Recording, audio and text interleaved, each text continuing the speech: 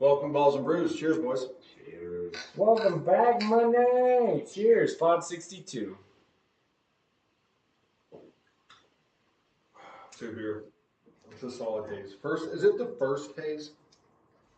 I don't know if I'd call them. Well, I mean, maybe within our area, just because shout out to Sierra Nevada for getting it right. Because what are we drinking? their flagship beers, you guys, honestly, are shit. Like, their fucking pale, their Nevada pale is just like, I mean, I'll drink my it. worst beer.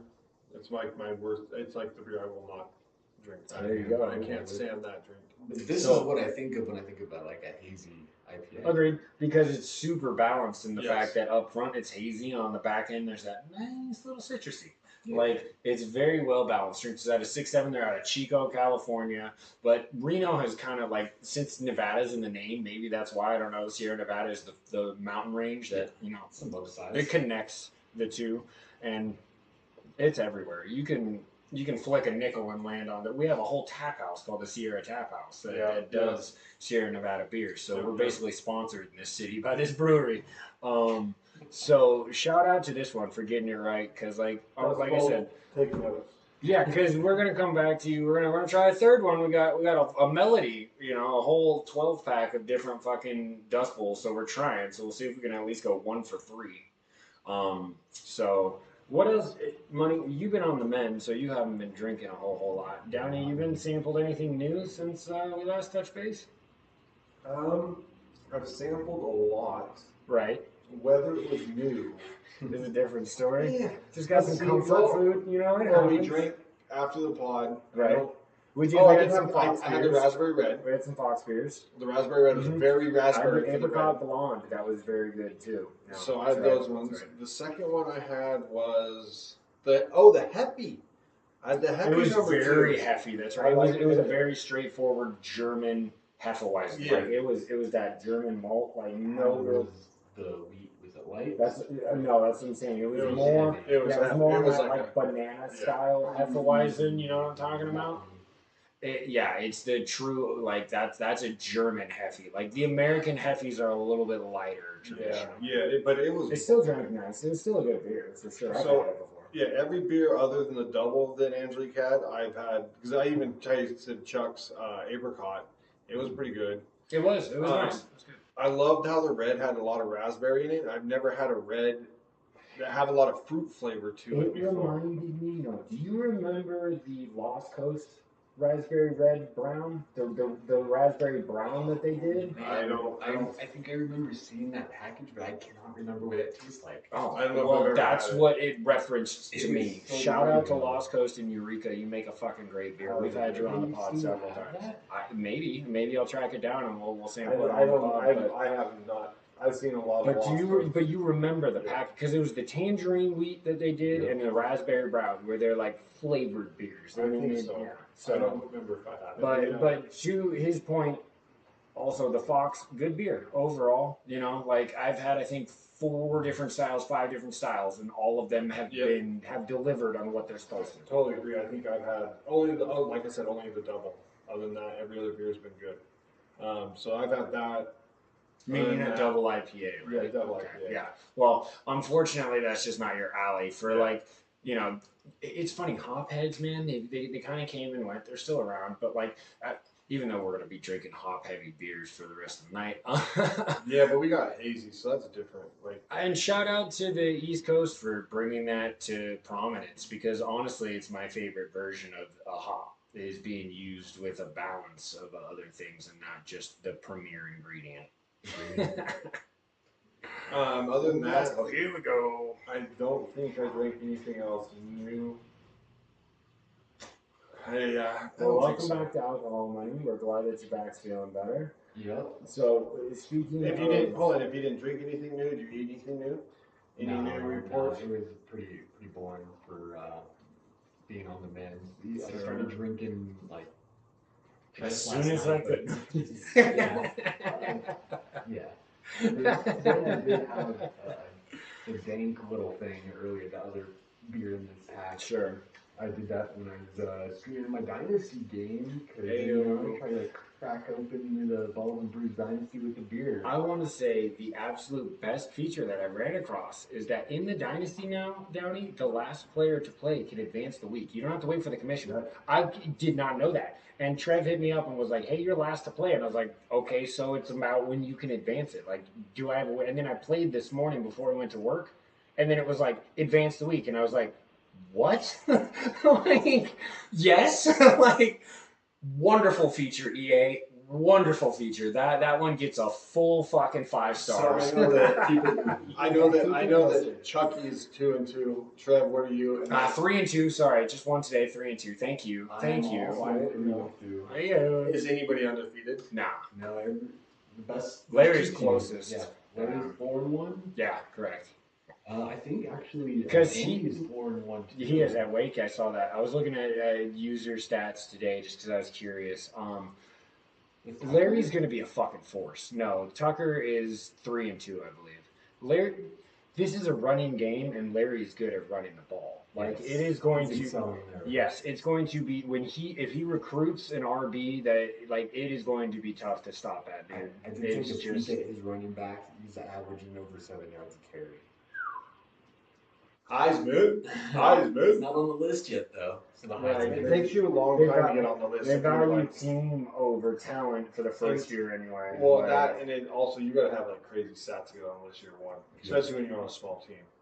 Well, ASU isn't necessarily small. I would say that's the biggest team. Oh, I know. Who is he? He's Arizona State. Oh, I didn't know that. Yeah, right. No. So there's still a 3-star, which is fit within our criteria. But that's cool that Andy went to Wake Forest. That was one of the teams I always. That's a basketball school. That's always one of the teams I kind of wanted to beat. The Demon Deacons. Yeah, what an interesting mascot, right? Yeah. Like, okay. All right. So let's jump into some actual like sports talk. Well, we just kind of had sports talk. NFL preseason started. Obviously, there was a Hall of Fame game. That kind of got crazy. It rained out. Yeah, thundered out. Yeah, it's one more to preseason to having football for every Thursday until now until we're so close. Fucking December. Let's go. 3 games going on tonight. Dude, that's a good beer. It's just well balanced, Sierra. Yeah. Like after the shit IPAs that we've drank from Dust Bowl, it's nice to have this one. I'm sorry, Dust Bowl. I'm sorry. Damn. I know they were not good. There was 3 games going on tonight. Then after that, I started watching the opening of Texans Steelers. Fields had bad connection with his center, but when he did have the ball, it was pretty good. They kept Stroud out there for 2 drives. He threw a dime to Tank Dell. I think that offense is going to be plenty fine, is more or less what that demonstrates. So that was cool. I was excited to see that. I think, as you say that, I think that we're going to see more starters play. Maybe Trev was talking reps. about this too. Yeah. Right? What do you think, Trev? Yeah, no, we were talking about it a little bit before the pod. Just with the way that teams started last year, it was like a really slow start for a lot of teams. The Chiefs were like 513 weeks through the season or something. They were like 6-6 through 13 weeks in a bye. Yeah, and with the reduced preseason and the practices it seems like it would make more sense that guys are going to be out there a little longer now.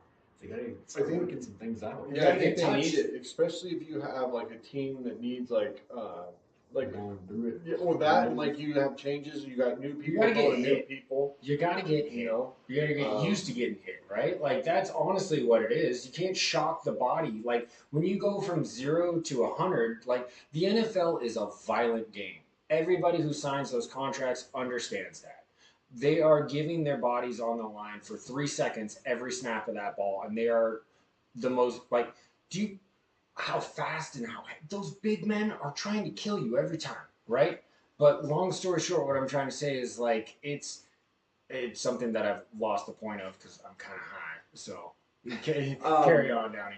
I think that if you're like a veteran team, maybe like if you've all played together for a while, you probably can play less reps. But it's the teams that are going to be new offensive coordinator, new receiving core. New this, new that. Like you're going to see teams like a new player. Like the Houston Texans actually have a lot of new players overall too. they've done a really good job of reshaping that roster in the last 2 years, especially this offseason. It was since CJ Stroud lit it the fuck up. Like, Danielle Hunter wanted to go there. Like, they picked up some big free agents, dude. They picked up some big free agents. Which we'll get into in the second segment with how we talk about the South. South's our second segment. Coming up. Oh, preview. But yeah, I just think that if you're a veteran team, like there's not a lot of new people. I think you can sit people, but I think if you have new offense coordinator, new quarterback, new receivers, new O-line, you need to get out there and get reps. Game speed, baby. Practice is cool. It's good for it's good for how you want to coach a game, pretty much more. The preseason, like I said, getting hits, getting into the speed of the game. And getting guys 40 through 53 game reps is big too, right? Like figuring out that bottom half of your lineup is actually a lot more crucial than people think it is. Yeah, I agree. Because you're cutting the 6 wide receiver, or you're cutting, Dude, you go from 90 to 53 in 1 day now. We spoke on this last year when we were talking about preseasons that they changed the cuts to 1. 1 day, bro. The entire NFL just drops. Like, it'll be interesting if we're going to get more football games. If it goes to 18, do we get a bigger roster, or is it just like a bigger, maybe a bigger reserved roster? Yeah, practice squad. Yeah, I don't know. They pushed that to 16 already now, right? Yeah. Yes, that's true. I thought I saw that it could go big, but it would be 2 preseason, or be 2 buys throughout. No, there's no way that the Players Association goes to 18 games without a second bye. And as somebody who's watched the NFL for their whole life, I completely agree with it. They would absolutely fucking need that extra week. I mean, like, is that even a debate? No, it's not a debate for us. It could be a debate for the NFL. But I mean, dude, I don't think the players would sign off on that. Like, no, I don't think so. Players will sign off on shit. Also, real quick, a sidebar within the same topic. How do you feel about old heads that only have 12 to 14 regular season games, and now they're watching all these fucking youngins come in and have 17, 18 games and shit? In a more physical game. Yes. Once again, just the evolution of the sport. I guess. So does that make Jim Brown basically like the best running back ever? He was putting up like 1,300 yards in like 8 to 9 games a year. He's on the list. I think a lot of that GOAT discussion, it should be broken down into like generations. I agree. I do agree with that. You have to go with who they played against and what time they played with what they played into. I do, but it sucks because you want to have the all-time.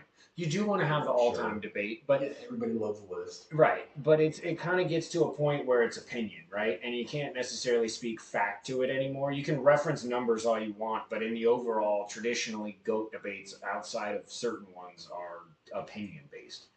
Yeah, that's why it's fun, but it's all opinionated. So okay, sorry, that was my side pop. There was a report ESPN came out with this week that's. We kind of touched on it. We thought stuff was going on last year, but then it's kind of dropped all this news about how the Eagles have so much dysfunction between head coach and quarterback. I mean, they said that they can't even be in the same room together unless somebody's in there.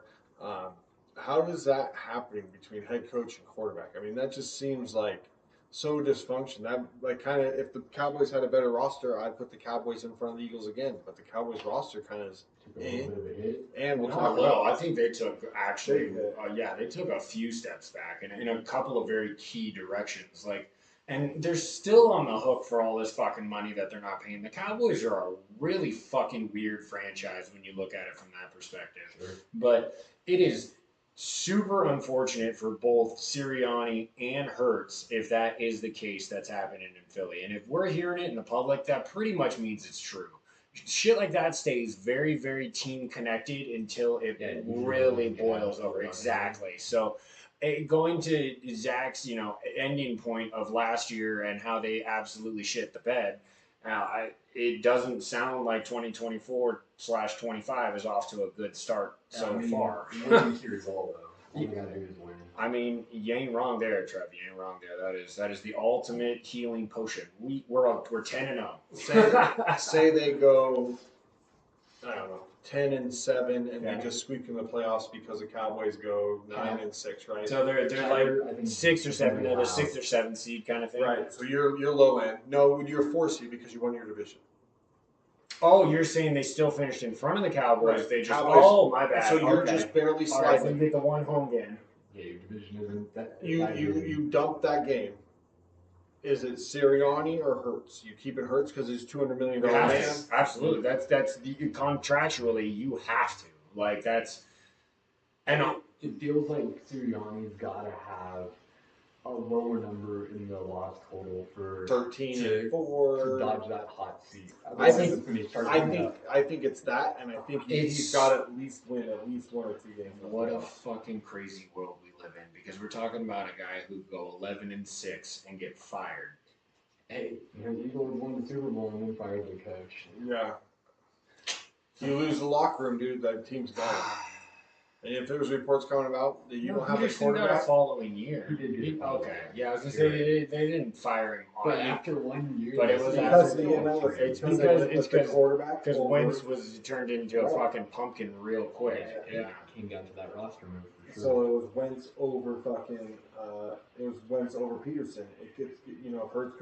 They suck. The money though, it's because they gave him that big ass contract. Remember when we were like, whoa, Hurts can go to ownership just like Wentz did and be like, it's either me or him. Sure, and you're gonna take a quarterback over a coach pretty much every time, unless you're talking Andy Reid, Bill Belichick kind of thing. Like then, in which case, because technically, even though Hurts did ball out, he should have been the MVP of that Super Bowl. It wasn't his fault that his defense chunked the last fucking couple of drives. Like he threw for over 400 yards. He had a rushing touchdown. Absolutely, as a pro in the Super Bowl. Like and he had his best game in the pocket. He was wheeling and dealing, dude, on a lot of different directions. So like, man, Hurts is. I've always been a Hurts defender, and he will stick around long after Sirianni is there or not.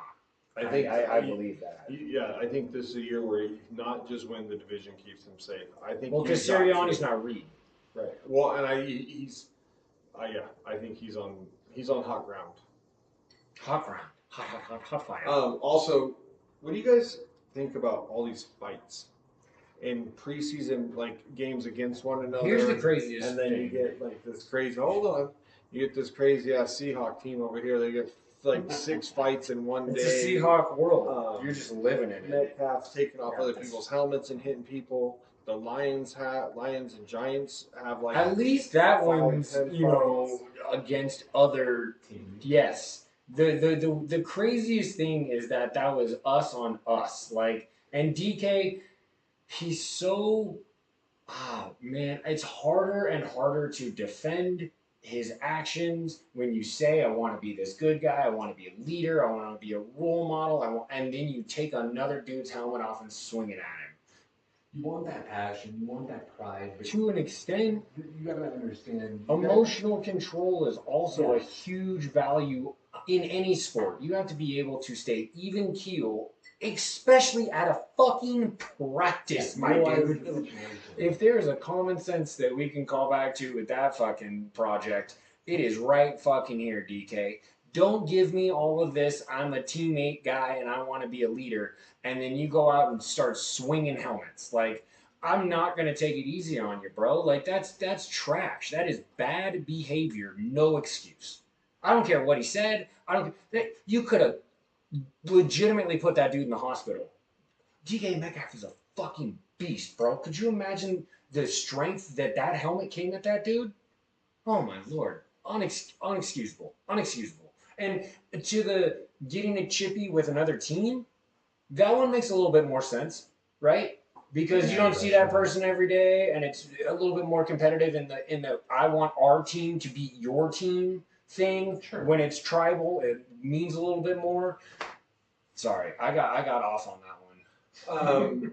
I just cannot believe that, man. Own practice. Do you give DJ any more credit for Danny Dimes for getting in a fight protecting his dudes? No, that's dumb. Yeah. Because the offensive linemen are 200 pounds heavier than you, and if they want to squabble, you let them squabble.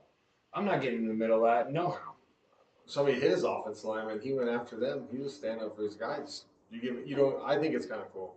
I give the guy a lot of shit. I think it's kind of cool. It's not. I get where you're coming from, a leadership aspect, right? Like, saying it's a quarterback. He's taking the fucking mantle and he's saying, no, dude, this team is my team. It's our team. We're gonna. I do love that aspect. But as far as like an insurance policy, that's the only guy you're paying on that team a substantial salary. He's Brian Burns. But it won't. Okay, the difference is if Danny Dimes has a career year, the Giants will succeed. Brian Burns can have a career year and they will still win 4 games. Locke got hurt in that I know. Yeah, he strained his oblique and it's something else as well. He had 2 separate injuries. It was an oblique and something else. But that sucks, Locke. I mean, you were good in Seattle. You were a homie. You went out and you beat Philly in a fucking great Monday nighter through a dime to Njigba in the corner of the end zone. It's my favorite name to say, dude. So I have a Smith and Jigba jersey. Like, he's gonna ball. You wait. Oh, I can't wait to go over the AFC and NFC West. But we'll get that. We'll get that. No fights. Yeah, I understand the fights against like other teams, but at that point too, you still have to be like cognizant of, like, at some point your emotions run wild. Like you said, you got to be able to control those. 1000%. No, you are. This is your profession. This is what you do every day. This is also a sport, and it's extremely competitive. It's one of the most competitive leagues in the world is the NFL. I get it, but well, yeah, I love it. We all love it. But in any profession, one must keep self about themselves. You can't just have. You just can't do that kind of stuff, man. Especially because if you think about it, the NFL is technically one product. Even though you play for different teams, like, you have the same objective. You all make money for the same people. Like, it's all one umbrella. The NFL depends. The NFL is better when the Cowboys are better. The NFL is better when the Niners are better. The NFL is better when the Packers are better. Like, this is just things that, as NFL fans, you understand. Like, I didn't hear you list the Seahawks or Raiders. Right, because the NFL doesn't care about the Seahawks. The NFL does care about the Raiders. The NFL does care about the Raiders. The Raiders are good. But the NFL common census does not care about the Seahawks. Like, we had one little pocket where we had the LLB and Russ won us the Super Bowl, and God bless it. I love that shit. But, like, in the pantheon of the NFL, we're not a blue blood by any fucking stretch of the imagination. The Raiders have at least 3. Like, 4? It's not 4. I was going to say 3, yeah. Well, my bad. You just got fat-ass fingers. Trev, I want you to touch on this first, since this affects you more than it really affects me and Chuck. I think it's laughable, honestly. At this point. The Ayuk situation here, he turns down the Patriots' offer because he's like the quarterbacks. They were going to make him top 5 paid wide receiver, was the report. Matthew Judon was going to come over, Kendrick Bourne was going to come over, and like a 2nd round pick. That's what I wonder why the Niners. I didn't know Judon was part of that package. Then he doesn't want to go again somewhere else. Was Judon part of that package? Yeah. A second and a fifth. Oh, I didn't hear those full breakdowns. Those were the breakdowns of those proposed trades. Yeah, the Niners. Okay, give them to me again. Okay. So the Patriots deal was either a 2nd or 3rd round pick, along with Kendrick Bourne and Matthew Judon. Ooh, that's a fucking juicy one for a guy who's out of town. The Browns was Amari Cooper, and was it a 2 and a 5? There wasn't a 1 and a 5. I'm sure. And then, so I don't think Coop is a beast, dude. He could plug right in there with Purdy, dude. He is a very good receiver. He's not Debo. He's not running a lot of motions or trickery. He's lining up against you and he's beating you off the line. Like, I think that he could replace Ayuk fairly easy in that offense. In both of these proposals, we're going to get somebody to help us this season. And applaud the Niners for that. I have to. I don't like that. I mean, those are 2 teams that Ayuk didn't seem interested in. They would give him the money, but winning, man, that's you're not going to get that in New England. Cleveland, you could, but Deshaun Watson is such a big question mark. It's like he's just focused on the Pittsburgh for some reason. Well, Pittsburgh and the Commanders, but I heard they traded up to the NFC. Well, I heard the Commanders were out. Pittsburgh, we depend on who we're getting back. If we don't just want a draft pick, the way the Niners draft, they put that on the layaway. Why would they draft him and then he redshirt season? The rumor was 2. Because the rumors were 2 first rounds. It was like, why would we do that now? Like, why would I do 2 first rounds now? Like, that doesn't help me what I need now. Yeah, the teams that I would like to go to, we don't have a trade in place. The teams that we have a trade in place, he doesn't want to go to. And he doesn't technically have a no trade clause. Yeah, no, there's no trade clause. Niners are in control. Like that I feel like they're just playing hardball and they kind of put him in this corner. They You should can accept what we're kind of offering you. We might offer you a little bit more, but we're not giving you that 30. They should fucking just trade his ass. That's what I'm saying. At this point, dude, I'm so sick of hearing I want. Okay, cool. Later, go want it over there. Ayuk. Not that he's not a great player, but dude, we're talking a team sport. In a way. Okay, $14 million as a wide receiver is still not a fucking bad paycheck. There are hundreds of wide receivers who make far less than that. Well, he was 20. You guys offered him 24. I think we offered him. I thought I heard as high as 26. Okay. 20 or he wants 30. Oh yeah, I it's think 26. He might Right. go 27 maybe with the new negotiations possible. You're right. I don't think we're going past You're that. But right. to stay with a perennial Super Bowl favorite. Well, Why that's- would I think he's going to end up. I mean, we'll see how it you're plays gonna out. I make think up? Sorry. I was just going to say, he's either going to play out the season and then he's going to get He's gonna tagged, and have we're to. going to either trade him or he's going to play on the tag, or he's going to take a little less. He's just got to make that decision. Maybe he wants to get paid a little bit less than what he's thinking he's worth now, or do you So I want to get that big money I have a but question. end up somewhere else? Go ahead, sir. So, do you think if he doesn't get the contract before week 1, does he play or does he hold? No, he doesn't have any leverage. For So him. he just plays be because throwing his yeah, money. exactly. No, I know he would eat it all. He would eat the That's why I check said immediately. they backed him into a corner because you either gotta just play out the contract and get that franchise, or I mean, Okay, take so a little bit less than what you're this wanting, is what you think you another deserve. Dust Bowl. This is Hops of Wrath. Okay, Good, man. Turlock Callie, how we doing?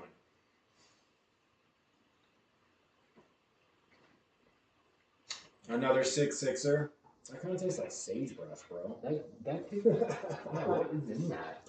At least it has something. It's very sagey. It's the best one we've very had sagey. of all of them. You think so? It's not great. Yeah, I mean it's not great, but it's. I think I like the hazy the most out of this. Is almost, which is crazy because traditionally I like that floral-esque brewed. And because it's Turlock, right? Okay, so it gives no notes on the can as far as like. To me, dude, that is like it's. Do you remember Mammoth's 395 IPA, which had like juniper and sage? Yes. That is what this beer is trying to be, and I don't feel like it's not successful. that, though. No, you don't think so? I mean, What do you I think? get like similar like flavors, but it feels like it just comes up a little short. Yeah. 0 for 3. I don't, man. That's 0 for 3. I don't know. I don't know if I like Maybe that. the hazy was the That's best one, supposed but to it be still their wasn't very flagship, good. and I don't. It It's hits not me. bad. It reminds me of literally eating sagebrush. It's not that. Come on now. That's what I'm getting. Not hating it. Hints of sagebrush. It doesn't stand out in a good way. Let's just put it that way. Bummer. All right. Well, we have one more we're gonna review. So also contract wise, CD is still at arms with the Cowboys, and Jerry comes out and basically says there's no urgency. Not only to get that CD, deal. obviously Dak, and then if Parsons wanted to push his weight, he could too. Because technically he was a first rounder, and going into his 3rd year, he can negotiate. But CD's the only one trying to push his weight, and Jerry's laughing at him. Yep. He's like, oh, cost yourself that money by sitting out. Yeah. Like, You wanna be- that does you think- not sound good for the Cowboys. You think you're Michael Irvin? No, you're better. Get the guy on the field. Now, honestly, Michael Irvin was a beast, but it's not a good move, Jerry. None of these are good moves. If you ask me from a GM perspective, I would have signed those guys well within the realm that you need to, because you have to have foresight. You have to have the ability to get the guy under contract before he's due the next biggest contract. Like what the Bears did with DJ Moore was fucking amazing. All right, sidebar. Took it there. First episode. Yeah, sure did. Yep. Okay. That's one of the reasons why I was fresh on my noggin for sure. It was not as good. It's not as good as the preseason. As just as far as the drama. Just the drama is just so you'd never seen it before, so it was so much more juicy. Yeah. Training camp is everything's established. There's no mysterious factor. It's you got your guys and you're moving forward, so you're trying to build a team, which is cool. But like, I know it's only one episode, but I was feeling a little bit better about Eberflus. sure. Having Nick Saban in there. He sounded good in the locker room. He sounded like he knew what the fuck he was talking about. Listening to him talk, it was up. It wasn't a down. Agreed. But to be fair, Jonathan Gannon gave the worst opening locker room talk of all time and was super competitive as a coach last year. So, I mean, what the fuck? Sometimes it's schematics and sometimes it's, just how you lead. The riling of the troops, yeah, sure. Motivation, and, that can do a lot. Give me some, Z. Let's jump into the Olympics. Ooh. We are damn near close to closing ceremonies. Couple days, 2-3 days, right? Yep, this right. weekend, Sunday. Mm-hmm. Medal count right now, we are tied with China, 33 with golds, but we is smoking everybody. 111 total medal count compared to China at 83, Australia's at 48 and third. So we smoking that medal count in total, but we're close in the goals. But we should get 2 more here this weekend with men's and women's basketball. Men's had a tough one the other night, boys. Yeah, big And comeback. Serbia, man, down 17 at points. Third time they played them. Yeah, Serbia was 15 for 30 from 3-point range. Yeah, Curry finally went off for 36, and Embiid finally had a good game. Tatum sat again, which don't really give a fuck about. Everybody's all over her about it. Come on, man. What's Tatum coming in to do that everybody else isn't doing? You have only 40 minutes. It's a shorter game, and you're in a tight one. Like, you putting the dudes in. Like, KD's obviously got to play. He's been scoring. You're trying to match up. I mean, I don't know what else he's supposed to do. The craziest numbers that I saw in comparison of this Olympic team was that the 92 Dream Team, right, which is considered the best Olympic team of all time, and if you look at the roster, the names really much are. They played 9 NBA players across the rosters. The USA team, before they even got to the medal round, in the knockout round, were scheduled to play 52 NBA players. You cannot even tell me that the USA needs to be the elite of the fact that we're doing this is still a contribution to the dedication that we have to this fucking sport, because we're playing guys who are of the caliber of the guys that are on our team. Yeah, this takes me back to the conversation we had before about NBA players calling themselves world champs. They absolutely are. Because if you're the best NBA player in your country, you play in the NBA. And a lot of those, champs on the Celtics are on this, USA roster. A couple of them, yeah. Today's not the 3 you would think, but 3. Well, one of them. And maybe even 2 of them if you give Drew. But Derek White is old. But he's still been playing well once again. Dude, that team is so stacked. I think we're a heavy favorite against France, but I'm interested to see what Wemby does. Me too. I think everybody is, right? Like, it's 12:30 tomorrow. Yeah, I will be viewing that game tomorrow. Who the women got? What was that? Who the women got? Do you guys know who the women got? Oh, I don't. In their gold medal match, I do not. They've been kind of rolling everybody. Yeah, as well they should have. Like, there's a big difference between. Huh? It's not caught up yet. Right, exactly. The discrepancy between the male world versus the female world is not even close. Like, the WNBA players are still 10 out of 10, where the world is maybe 6 out of 10 consistently. Like, I don't even think they've come close to even getting like a scrape. They've been like winning every game by at least 10 or 12 or something, and they've had the big ones. Like, they smoked whoever they played in the semifinal game. Yeah, dude, I think Australia maybe. I think so. Yeah, they played Australia in the semifinals. Dude, I'm trying to pull it up right now, but ESPN does not make it. Really? Well, I think the Olympics stuff's kind of hard on ESPN. Interesting, ESPN. Well, ESPN doesn't. what about lay that Peacock? well. I guess like Yeah, against probably NBC. better. Yeah, NBC, that's who's hosting it. There's been some crazy shit, man. I've been watching some of this stuff. I was watching the dual ping pong stuff. That was crazy fast. Shout out to USA Track, okay? We have been slaying in track. And also from our boy Aaron, shout out to him for giving me, some content. His wrestling knowledge is, next level. We're killing it in wrestling, both female and male. You'd love that too, down here. I know you're an old school, wrestling. Women's is the same as men's. They both play France. No shit. Really? That's wow. Interesting. Okay, that's pretty neat. I wonder. That's probably the first time. Yeah. I mean, it's always nice to have your team in the that's hosting. The ceremonial silver. You can take home the silver. That's pretty good, man. You can have it. That's you can have good. silver. They have said that this has been a way better Olympics than the past two, because we had the COVID one, and then we had the one. Oh, specifically in basketball, you mean? Just in general, I just feel like there's been so much more. Well, Snoop's just hosting it up. up. Did you see that Noah Lyles won a bronze in the 200 meter? Testing positive for COVID. The fact that everything didn't shut down immediately though is fucking crazy. Yeah. The fact that it wasn't just oh my god, everybody needs to go home. Everything stops. One positive test. If this was 3.5 years ago. Fuck yeah. Oh Lord. Get out of here. I guess it wasn't even a thought to he was on the course with COVID. They were just he won it with COVID. New things are trying to kill us every day. Fuck those things. Let's go. Hollow tips and inflation. And let's finish out the first one with a little MLB talk. So we're getting about a month and a half away. We are 50 games out roughly. Roughly 50 games out. Wow. Go through the division leaders, and I'll go wild card. Give me some. So right now in the East, you got Baltimore and New York are tied. Dude, that AL East is thick. Even the Red Sox are pushing. They're 5.5 back in the East. But they're still in the wild card. Right. Cleveland is winning the Central with mini 2.5, and KC is only 3.5. If you get a chance to watch the Royals, check out Bobby Witt Jr. Stud shortstop. He makes electric plays with the glove, hits the shit out of the ball, and hits for average. He's an up-and-comer.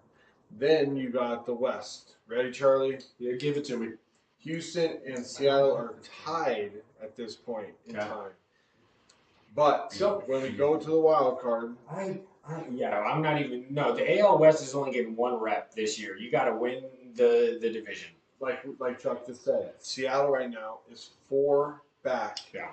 In the wild card race. 50 games is still more than enough to catch up in a lot of different directions, but you're not liking that the way the season has been trending. You're Correct. Looking at it basically if we're going to get in, it's got to be through the AL West win.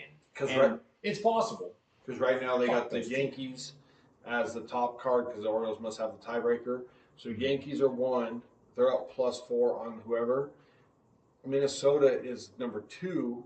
They're up +1. And then the last team in is actually the Royals. Dude, the fucking Central could have 3 teams in the fucking race, dude. That is crazy. No, the Royals are not supposed to be there right now, so that's pretty impressive. And then after that, you have Boston at 1.5 back, and then Seattle obviously is 4 back. So, dude, it's tight. It's tight. I love that. That is the argument for a long baseball season, because even though you get a lot of games, you look at some of those pennant races and some of those wild card chases, and God bless you MLB for expanding it the right amount with the right amount of games and get your playoff system. I don't praise the MLB the same way that I do the NFL because I love football more than I do baseball as a sport, but as an organization, the MLB has finally woken up and given the fans what they have deserved, which is quicker games and more accurate and often playoffs. Changes were needed and they were needed. And they finally, hit it out of the park. Shout out to, I agree. There hasn't been a change in the MLB that I was that sucks. Hit it out of the park.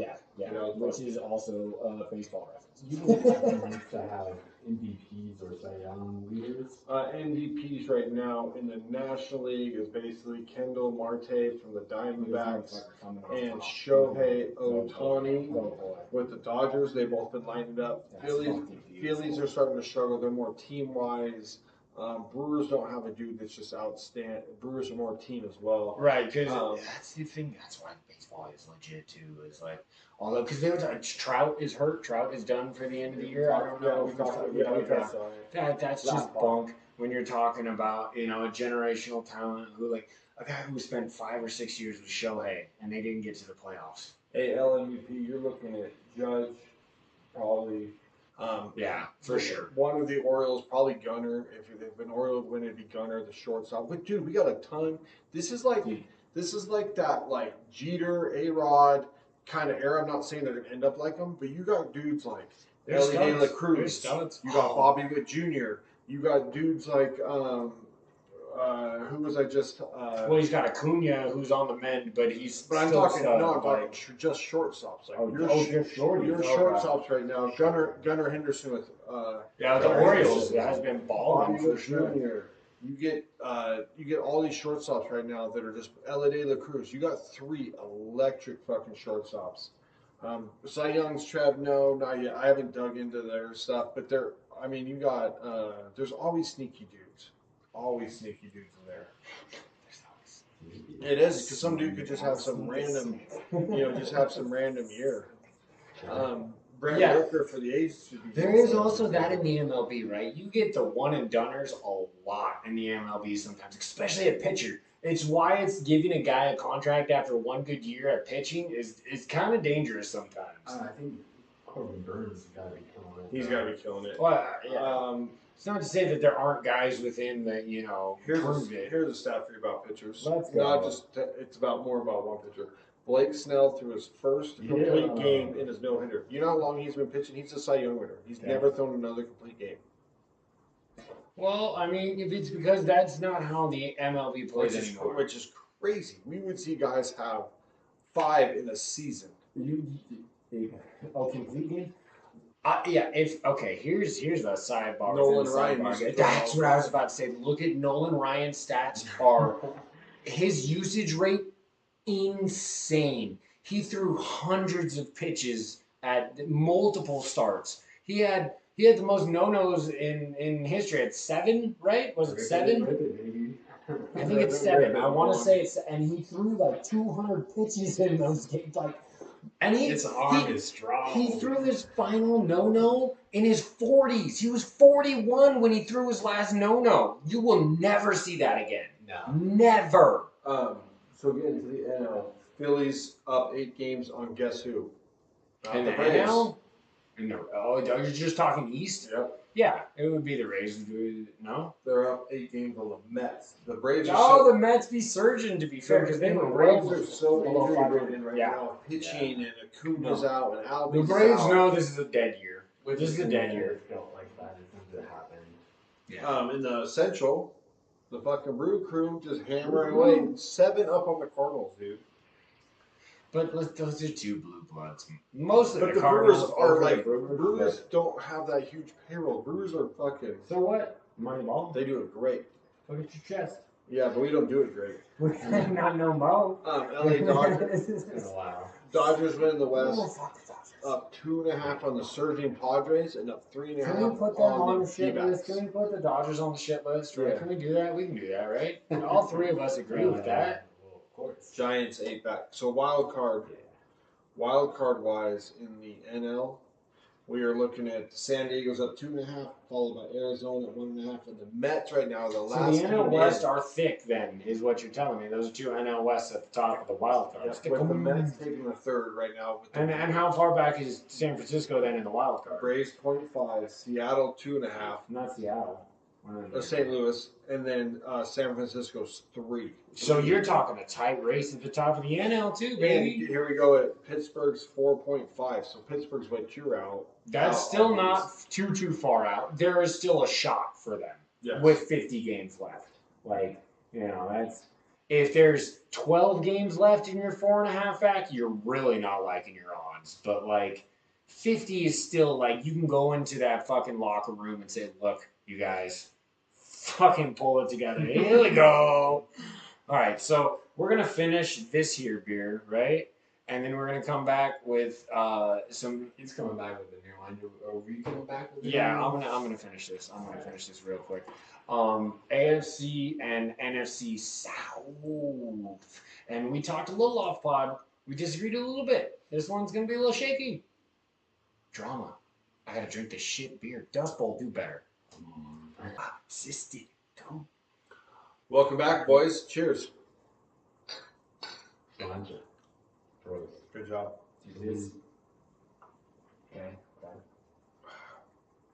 So good to have good beer back. I like that. Wow. I like that a lot. Man, that was kind of I wasn't It's sure what to expect with this one. Tropical. Show off the can. I like that a Give little us- bit more give us than the last. That's the year. tropical little thing. So check us out on X and Instagram as you guys do every week. Jesus, sorry, let me hash that again. As you guys do every week, check us out on X and Instagram for these awesome cans, except for the Dust Bowl. But Well, you can still check it out. Yeah. Check it out. Check. check out my melody. We're at 7% on this bad boy. This one's at okay. The last one's at 6-7, so we're going up. So once again, Chico, right? Sierra Nevada, like It's if you're a beer person, it's a brewery you need to go to. The restaurant is amazing. I think I've bitched about this on pods before. That I think sometimes breweries try to get too fancy with their food and they don't succeed. gastropub. Yeah. Sierra Nevada is fancy as fuck dinner and it's absolutely goddamn delicious. It's a really cool tour. They do everything on site, all tomatoes, everything they grow there. Well, given where Chico is, surrounded by them farmland. is for That's sure. our farm table, and That's always what a better, lot of people- always. A lot of people misconceive that about Northern California is that is very much rural land. Like Southern California is city as fuck, but like Northern California is rural. Yeah, like, so what I was very thinking, much. sidebar. I say that we kind of like you go like Truckee and kind of up and kind of cut like It's in the from northern annex of Nevada. Yeah, no, it's Nevada. and That's bring Nevada. them to Nevada, and then we like It is. as soon Truckee is Nevada. and then like so many miles out of like Belmont or something like right Truckee after is Lowe's, Nevada, you dude. cut it You off can't tell and me you get- otherwise. and you You get can't tell me Vegas otherwise. to California. Like also Okay, Nevada see go to that that's California. more of an LA vibe. And we'll take I like that. Northern California and get. I would it all agree with that southern. trade wholeheartedly. Yeah, I Okay, think guys. it's well balanced for both states. Yeah. Nobody's giving up crazy draft picks, just players for players. That Yeah. sounds like a solid. Because honestly, dude, I do like Northern Cali. I like Mid Cali. Like some of it's a little iffy, but like the coast, the Central great. Coast is insanely beautiful. Yep. Oh my lord! Like California, if you get a chance to go to an ocean, y'all go to one. It is seriously. You guys, we take that for granted. We're super close. I'm talking about them fucking, the Midwesterners. If you get a chance, especially a California fucking beach, dude, those are going to be the best you're going to get unless you go to fucking Miami. Yeah. Like, Newport Beach, baby. Yeah. Bonfires on the beach. It's wonderful. yeah, there you go. So let's jump into the NFC South, boys. I'll name the 4 teams. You give me a. So this is a rough 1, 2, 3, 4 at this point. We will come back with our hard 1, 2, 3, 4 the week before the season. This Full is prediction, for sure. because we don't know. There could be a lot that could change. You could have an injury, but before season, we will drop an actual like playoff list, Super Bowl, all that. Right now, AFC South 1 through 4. You got the Falcons, the Panthers, the Saints, and the Bucks. Chuck, start us off with the South. All right, dude. NFC South. I know, right? Okay, so I'm honestly torn at the top, you guys. Ooh. Yeah, because paper team leans me towards Atlanta. Yep. Actual team leads me towards Tampa Bay. Baker had a really good year. They re-signed a lot of talent. Mike Evans is still there. Chris Godwin is still there. Rashid White could take a step forward. Tristan Wirfs just got a huge contract at tackle. Like, there's a lot to like on that team. Now, if Kirk Cousins comes back and is healthy for Atlanta, he changes that whole dynamic. He lights that whole field up. He can sling that rock when he is healthy, dude. He's a top 12 quarterback in this league, right? Agreed. You know, like Atlanta has a lot of nice prospects, but we haven't seen them I perform know, yet because of which the is team why that they've I'm- had. which is why I'm- quarterback they've Which had. is why I'm glad this isn't concrete, because honestly, I'm going to put Tampa Bay right there, right now. I'm gonna do Tampa Bay, Atlanta, 1-2, and then I'm gonna go ahead and place New Orleans and Carolina 3-4. Is that pretty much how they finished last season? Actually, yeah. Okay, that's what it sounds Yeah. like to me. You want Saints and the Panthers? Okay, because where did the Falcons finish second, right? Yeah. So then, because the Bucks won it, Falcons second. Yeah. Saints and then Panthers. Yes. Yeah. I guess I'm mirroring. Yeah, last year I just right now. Once again, I might flip flop if this is not the concrete and we still got a few. We got a little bit of room. But like right now, look. This is very much a division that's up in the air. Mike Evans, Any team Hall of outside, Famer. I think Carolina could probably win this division. I'll give you that too, because the floor and the ceiling is very weird it's close. in this division. Yeah, absolutely. There's no clear runaway. There's not. My worry with Tampa Bay though is like I feel like they have some older players. So give me your 1, 2, 3, 4. Mike Evans' injury away from just falling hard in that conference or division. I'm going with the team on paper. I haven't seen it yet, but I just feel like even if Kirk Cousins isn't that guy, I still like Penix. I think that team should pop. They have so much talent. There's so much potential there. The most, I think, of any of those teams. But it's just, we have yet to see it. I like Penix I'm sure you do. I know, man. We got Michigan. Fuck you, Harbaugh. With a better view in the NFL, though. I'm not as high on the Bucks. I definitely think they could be the best team in that division. So you're still going Falcons, but who's two? Falcons. I think after that, I think it's between the Bucks and I think the Saints. I think everybody was a year early on them last season. They started playing better at the end of the season. I think they could actually compete in that conference. I wouldn't say they're I not. think Dennis Allen is trash, dude. I don't give that team. It's not. I like Chris. I like Derek Carr. Yeah, exactly. How far fall from afar, Grace? Jesus Christ, that messed up too.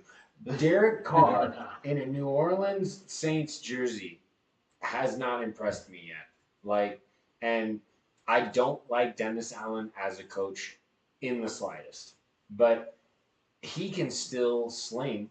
He's still got an arm, and he's got one thing I will say about Derek Carr, he wants to win.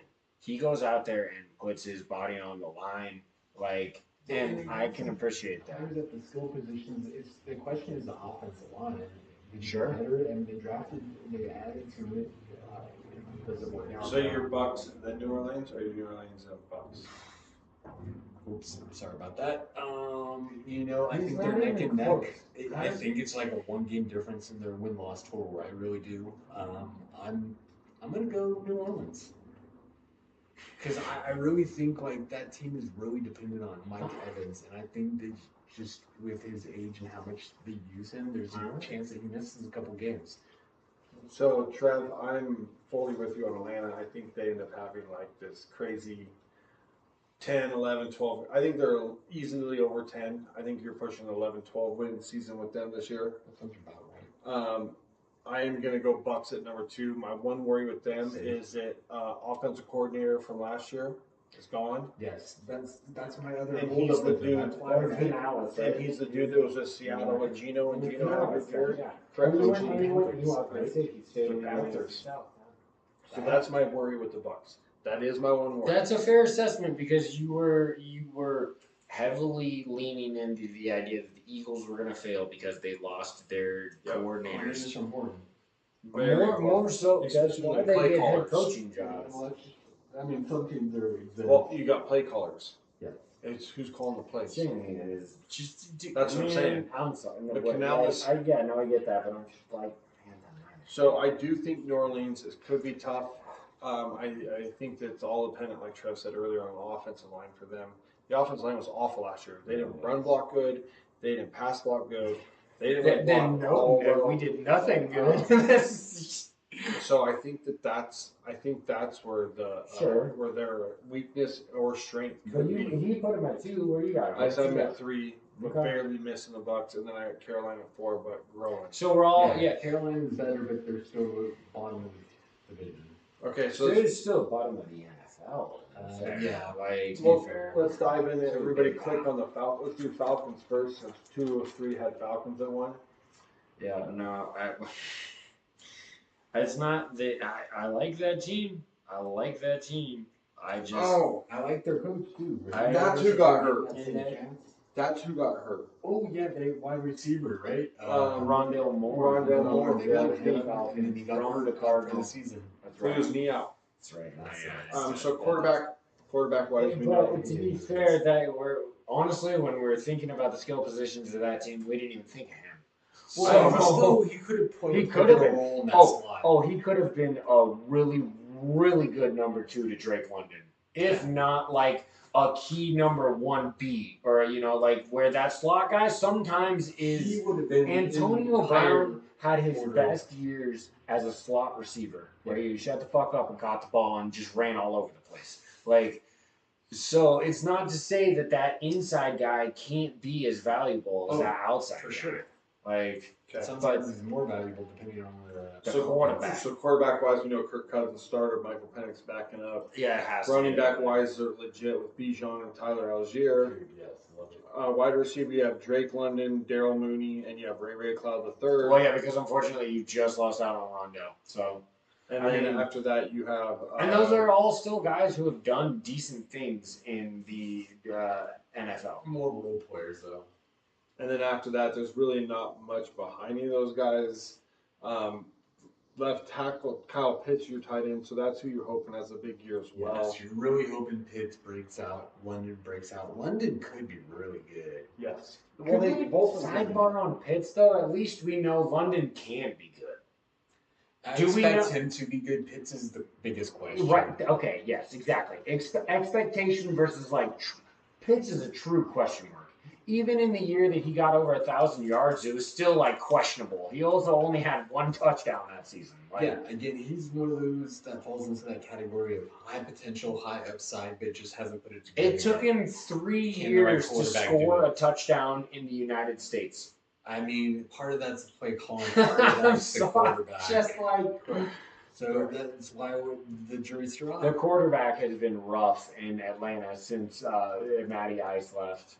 That Super Bowl kind of fucked up that franchise the same way, it fucked up my Bird gang is paying for, the fucking Super Bowl that we paid for too.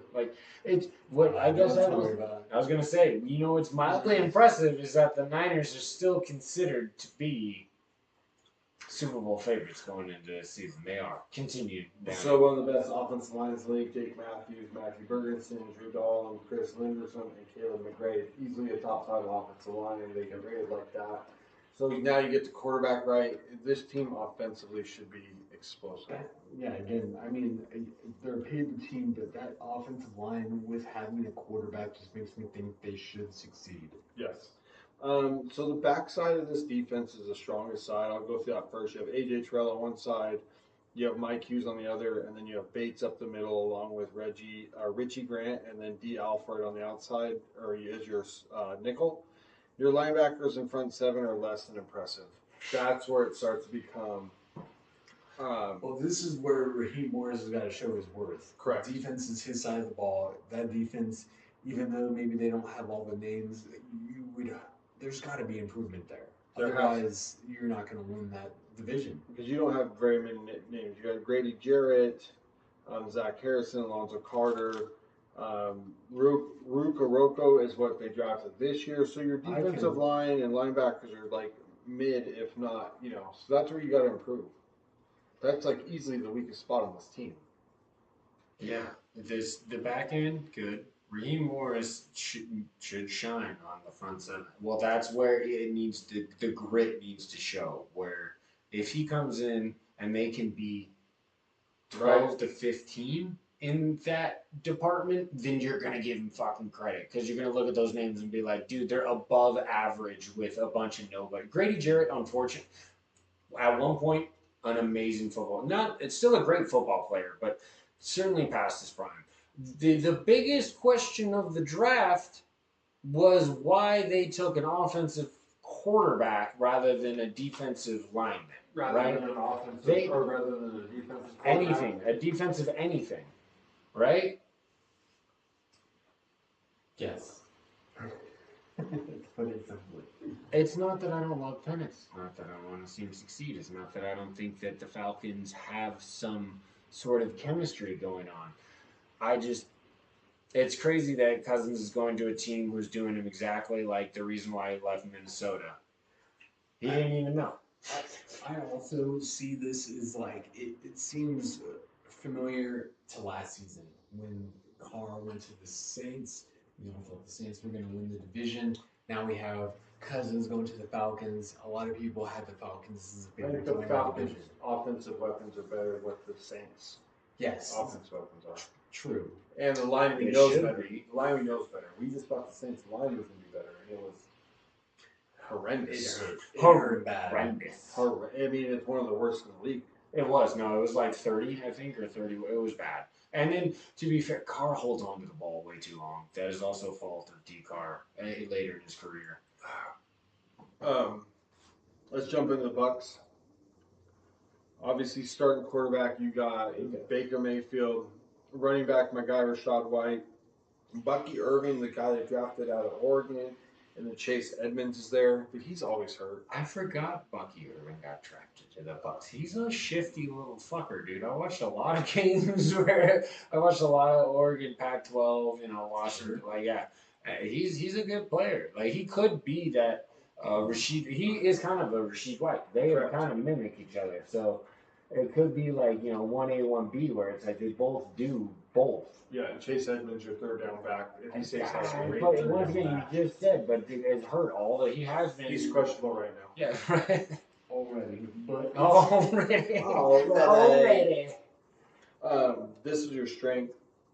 Mike Evans, Chris Godwin, and Chuck's man, Jalen McMillan.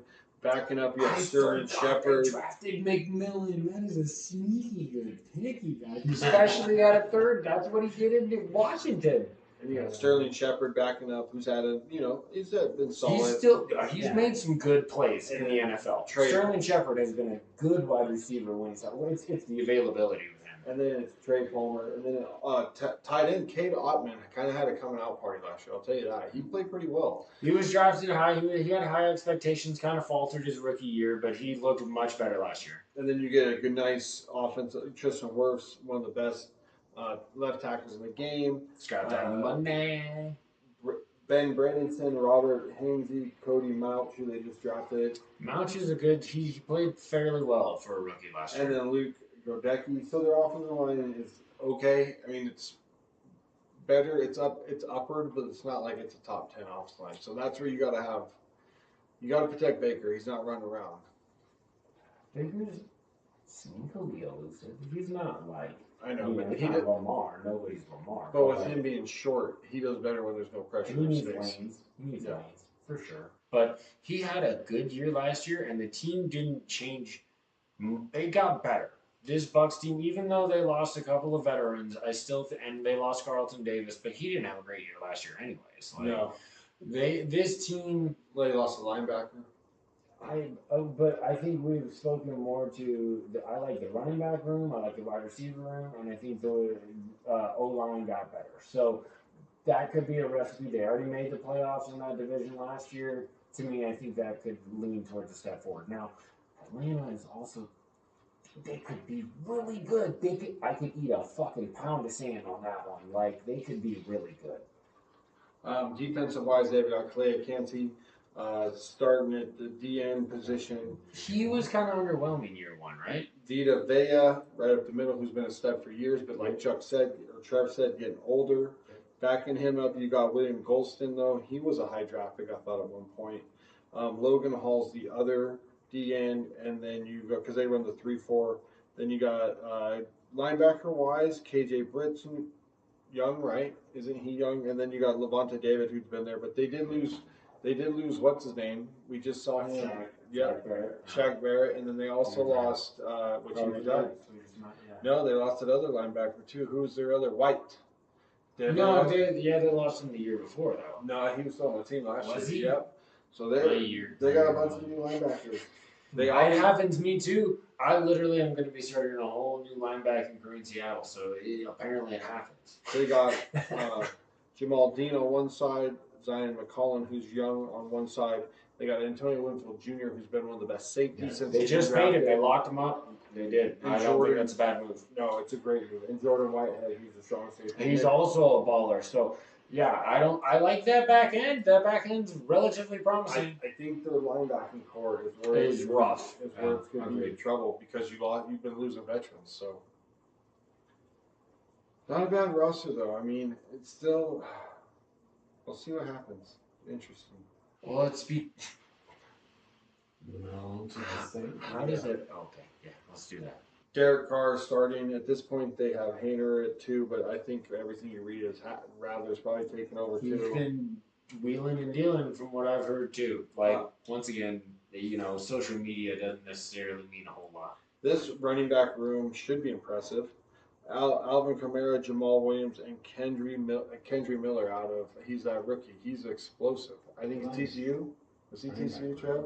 What, wasn't that 2 years ago? Yeah. That was 2 years ago. Yeah, so because he got hurt last year. Yeah. The Saints just once again were riddled with injuries last year, which did not help.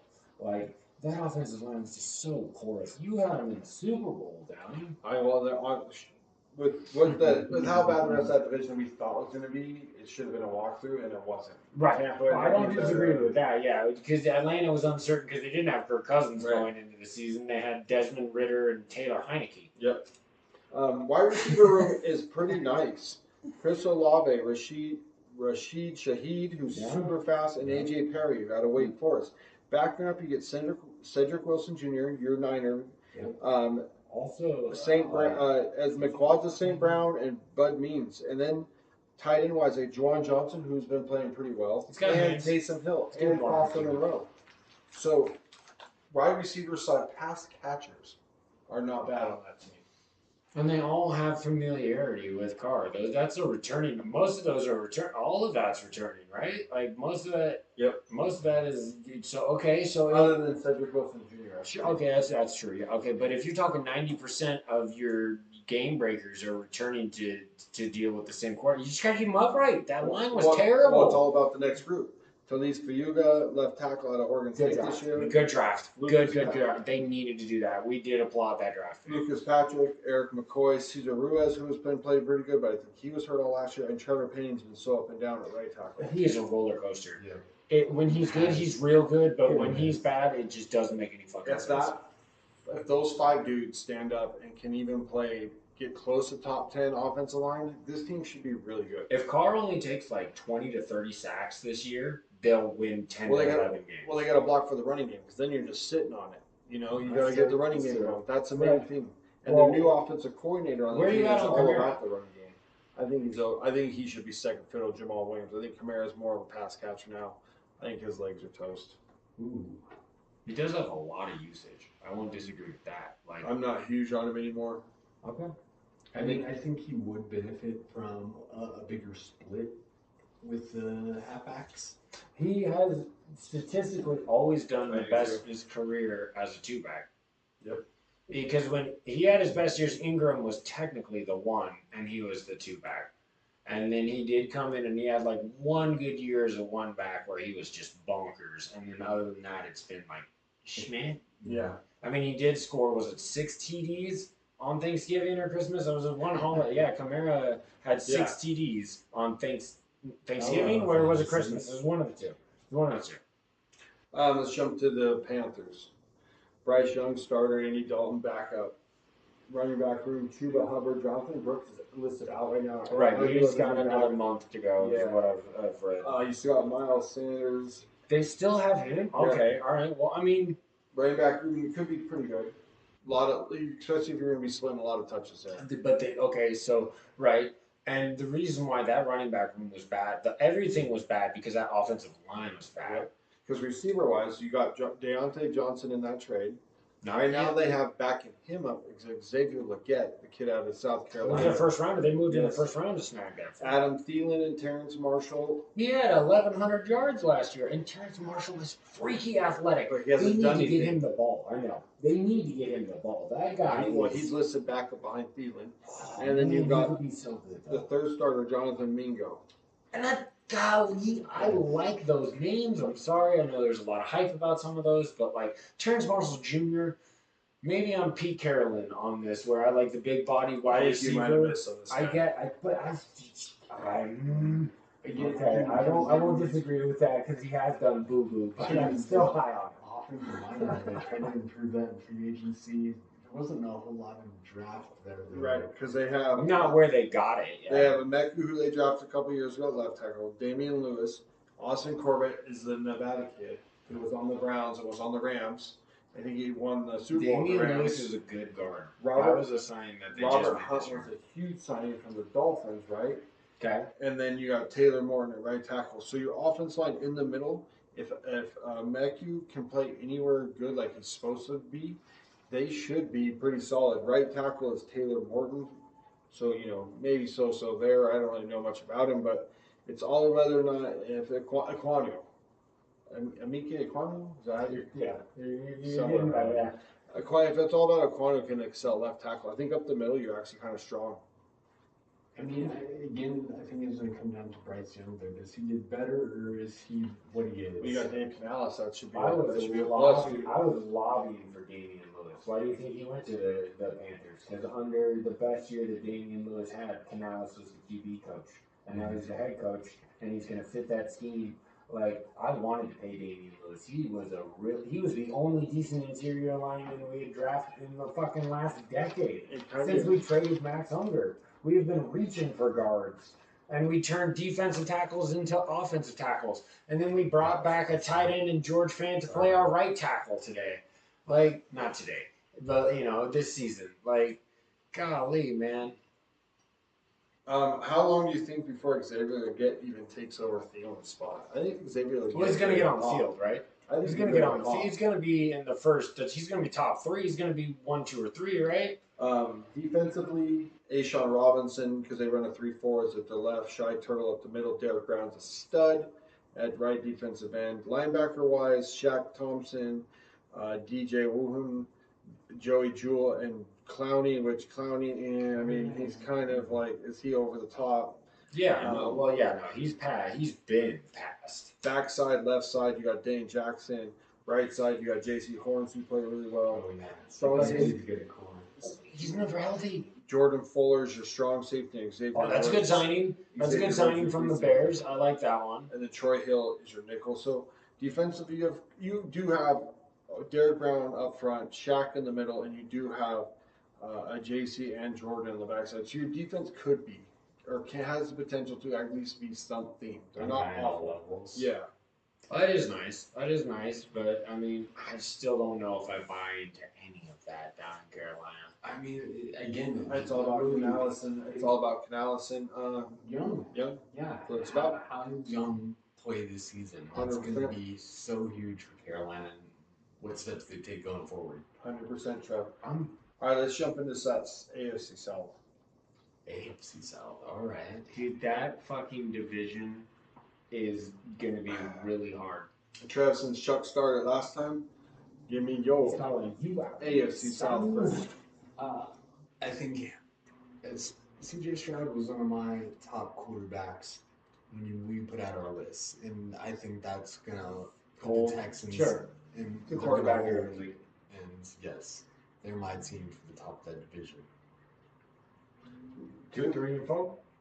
Run them. I mean, after that, I think this division is really just a big mix-up. Which is why these are important. Yes. But I can see, it going either way for the next 3 teams in this division. A lot of it comes down to quarterback play. What's Will Levis going to be in his second year? Can the Jags bounce back from the slump that they fell into last season? I mean, it is because they were 12-4 the year before. We get to maybe hopefully see Richardson more than all 4 season games, instead of just part of the season. Golly. I like Steichen as a coach, but I feel like all these teams are kind of the same. Any of them could pop. Any of them could just fall flat. So give me 2 through 4. I want to know. So 2 through 4. Commit. Let's commit. I just feel like the Jaguars are the safe pick at 2, and then between 3 and 4, again, it's a toss-up. I kind of like some of the free agent signings that Tennessee's made, I could be an even record with Indianapolis, but I think it's that close. Like, I like Steichen, but I like some of the moves Tennessee made. We're almost there, brother. We're almost there. So again, I think it's real close. But for my, I'm gonna give the Titans the slight edge. The 3? Yeah, because I like Okay. this. That's the only reason. All right, Chuck. Dude, I'm going off the map here, y'all. Call it out. Houston, Indy, Okay. Tennessee, Jacksonville. Wow. I'm low on that Jacksonville team, and I'm going to put it on wax, especially now that I've been drinking and I'm a little bit more confident in this take. Let it out. Yeah, they have fumbled the rock. I just don't know if I buy into that. And I'm also linking my train to AR, which is not necessarily the best go. But if he pops, that Indy team is going to be electric. I don't know if he's going to be better than Stroud, which is why I put the Texans at 1 in this division. And then Levis, I do like Levis. I might buy into Levis more than I buy into Lawrence right now. Just maybe it's because it's recency bias and not having the. Is Lawrence the dude? Is Lawrence the dude? Well, I mean, when I did my quarterback rankings, I had him on the cusp because you see that potential. But last year was a disappointment, obviously. And they're in that middle ground where you're either going to take a step forward or you're taking a step back. If you sit where you are, you're no good. You're mushy. You're mushy middle. You have to swing. You have to swing for the fences. I'm putting Jackson. I'm curious to hear Downey over here smiling and giggling over here. What do we got? I'm going Jacksonville 0.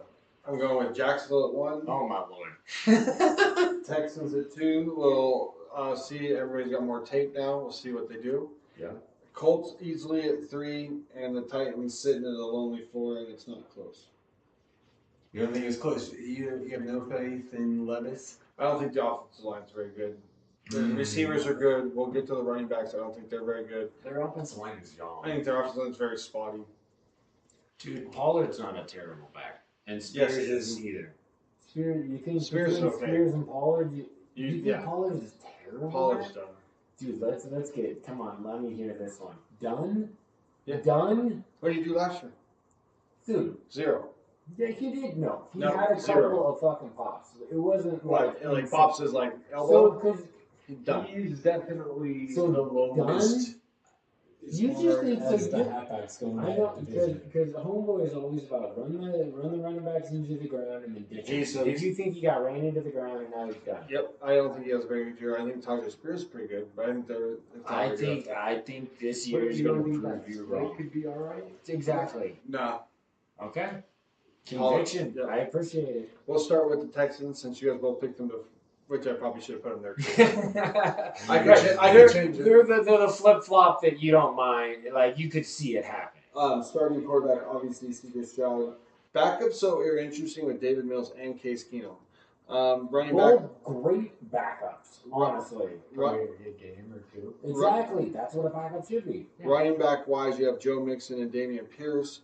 Receiver wise is pretty nifty with Stephon Diggs, Nico Collins, Tank Dell. Backing them up, you have Robert Woods, Noah Brown, and John Mechie III. I'm not seeing any weaknesses. in And those Ben 6 Sonarky. names. Ben Sonarky, remember Close. from the No, Rams? Ben Skoranek. Yeah, he's from the Rams. Tight end, you have Dalton Schultz. Cade Stover is a new one you drafted from Ohio State, and you have Bevan Jordan. Line-wise, Tunsil's obviously good, but this is Kenyon Green, Juice Struggs, Shaq Mason is getting older, and Tyson Howard. So that Honestly, yeah, it's the only like premier offensive lineman on But all of that you read from in its totality is pretty fucking elite, dude. All of those guys outside of a few offensive linemen have made a name for themselves in one way or another in the NFL. Joe Correct. Mixon, they got him for a 7th round pick. That is fucking ludicrous. Like, I'm not saying they're gonna have a 5-headed beast like CJ Stroud came out and said. I don't fucking know. But that paperweight weighs heavier with me, especially because they won the division last year than Atlanta does. defensively, Will Anderson, obviously rookie of the year on one side. Mario Edwards, he's pretty good. Yes, very good. too. You got Fasanu Fataksi up the middle with Danielle Hunter, new signing, pretty good. Shout out to that motherfucker. That's probably defensive. Available, yeah, this year. Alshir, they signed all as well. Who he signed? Yep.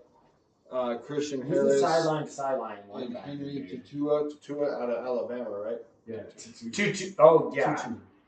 No, I'm going to butcher it. Singleton Jr. and Kamari Lassard on your right and left corner. Jimmy Ward up the middle, and Jalen Petrie, who's that kid out of Bellevue. He's had a great couple of years. I would say your back end is way better than your front end. Your middle. Your middle's weak.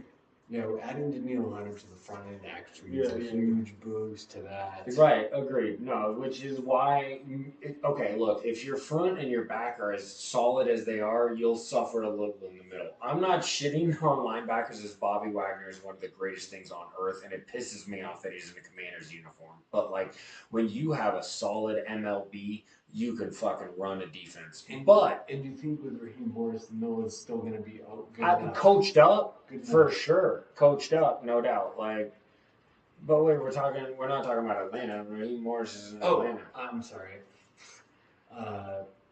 Texas coach. Oh, DeMeco Ryans. DeMeco. We're not talking about the Texans either. Yeah, we're not talking about the Texans. Holy shit. DeMeco Ryans should coach up the linebackers, no doubt. Greenlaw, Warner, he had some fucking hosses. He was a beast when he played for the Texans. Yes. Catch up with the Jaguars. Starting quarterback, Trevor Lawrence. Starting running backs, you have Etienne, Tank Bisbee, and Ernest Johnson is one of the free agent pickups this year. I mean, that's not a bad backfield at It's all. really nice. And I think it's spread out between fast and bangers. Ernest Johnson's probably going to be more your banger, where Etienne and Bigsby are kind of a little bit of both. And that offensive line should be better. And that was the weakness that they had last season. If they stay healthy, they should be when we. So receiver-wise, Christian Kirk, Gabe Davis, Brian Thomas Jr. is a rookie. Devin Duvernay is a free agent signing. So 4 wide receivers that are all done a lot. Like Duvernay, when he was healthy with the Ravens, he was a big play option.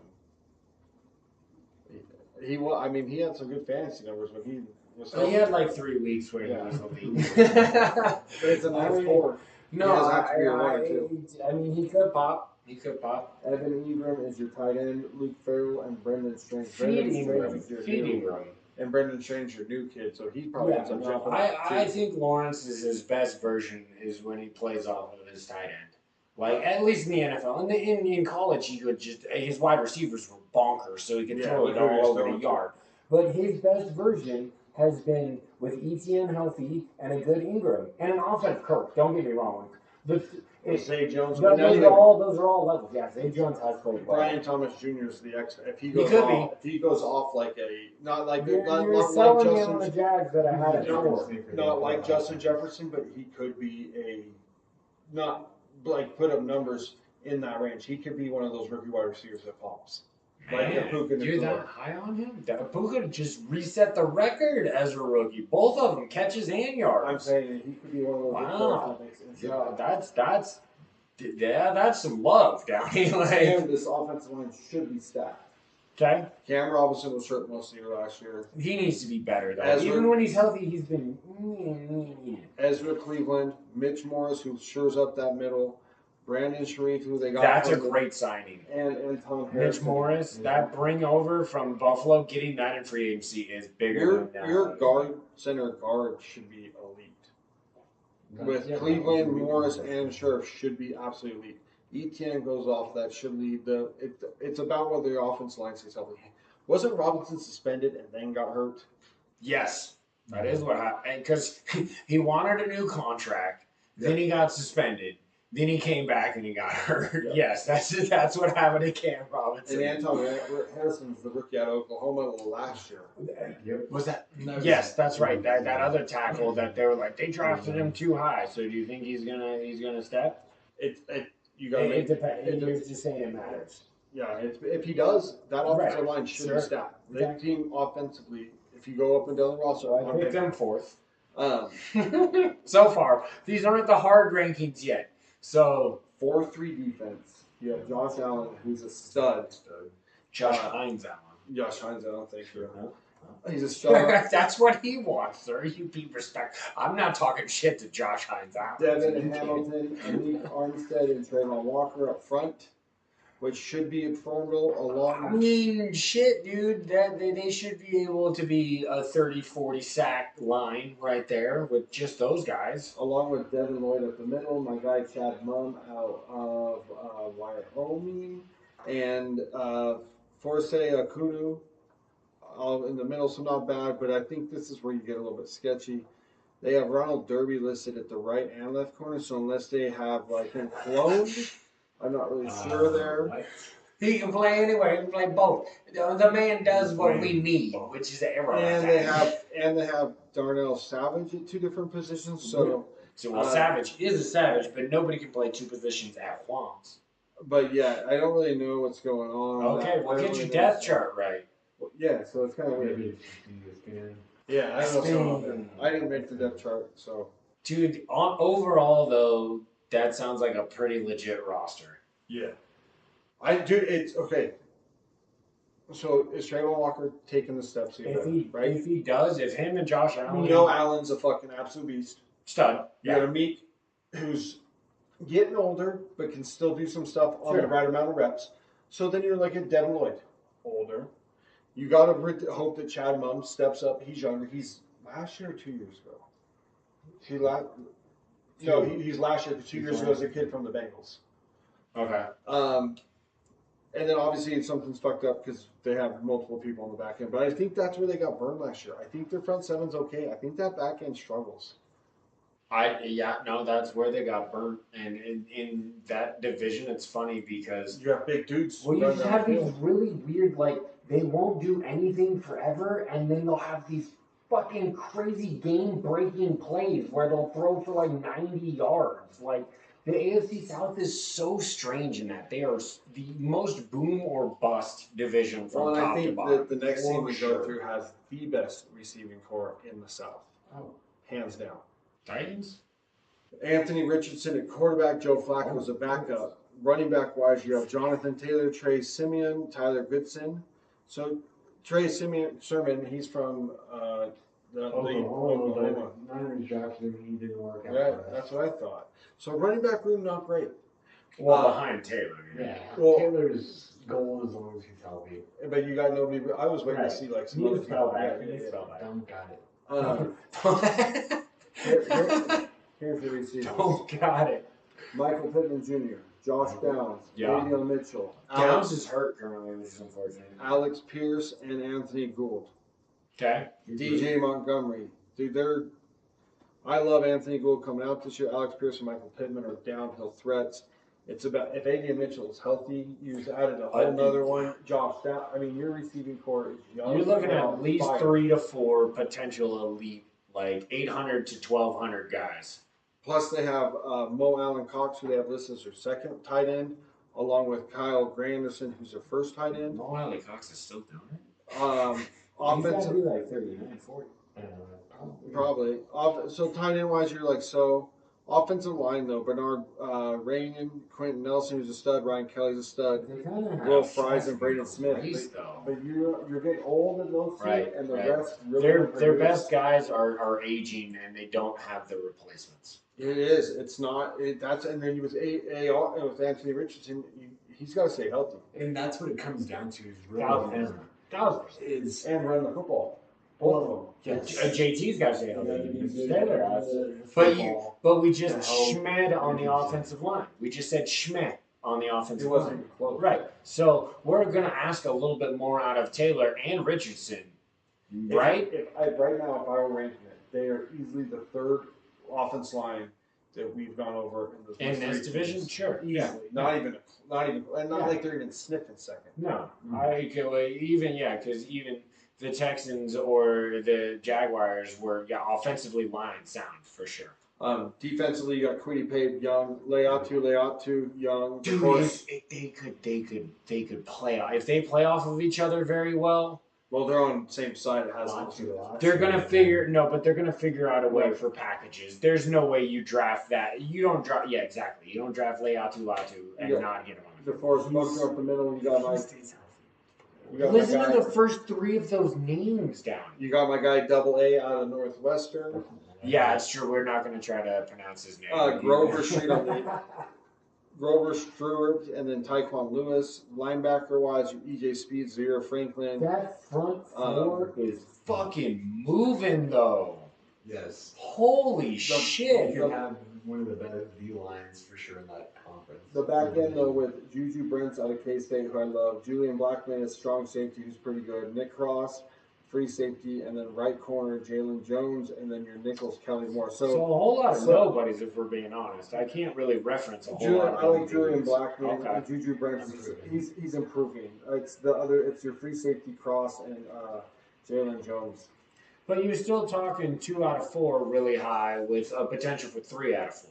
So that's not a terrible ratio. I was gonna try and save this, but I'm thirsty. You've also sampled it before, so look at it.